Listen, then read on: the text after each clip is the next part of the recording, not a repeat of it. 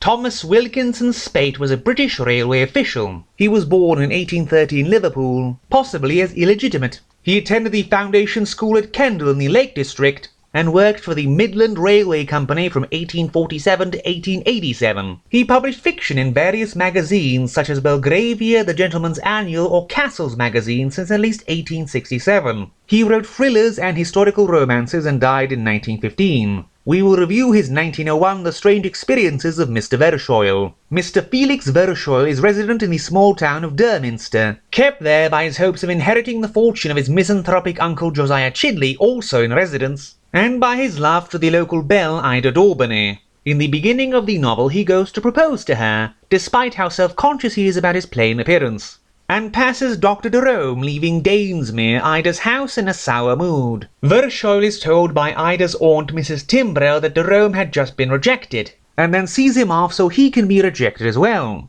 His failure unnerves him, but soon enough he suffers a near-fatal hunting accident and is laid down paralysed, and with only a few days to live.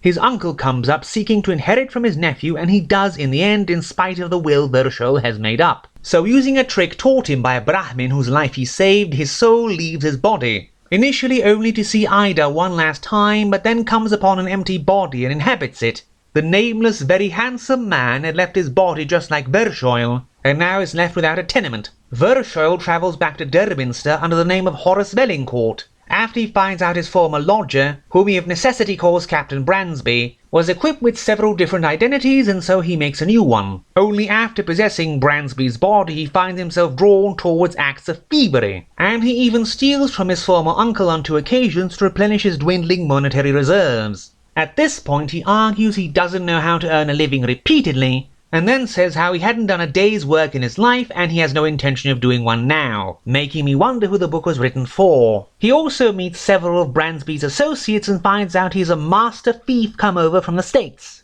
But he has them arrested, and despite them seeming to be important, they never show up again. At the second robbery, his former uncle surprises him and ends up dying in the struggle. Verschoyle never cared for him, so he doesn't care, though he is stupid enough to steal his uncle's ring. But I'm sure this can't possibly come to bite him. He has more pressing worries, i.e. having fallen for Ida again and asking her to marry him again. A love where he constantly mentions the fortune she is about to inherit anyway. But as he awaits her answer and she struggles with herself, his fictitious identity is uncovered and he is arrested for murder. So leaving his body again, he inhabits the body of Solomon Scatcherd, a used clothes salesman in the East End. In this new guise, Verschoyle finds Ida after she had lost her fortune, after her uncle speculated with her money and killed himself, and arranges her marriage to Dr. Jerome, which would be more narratively satisfying if he had ever shown up in the novel or done anything of note.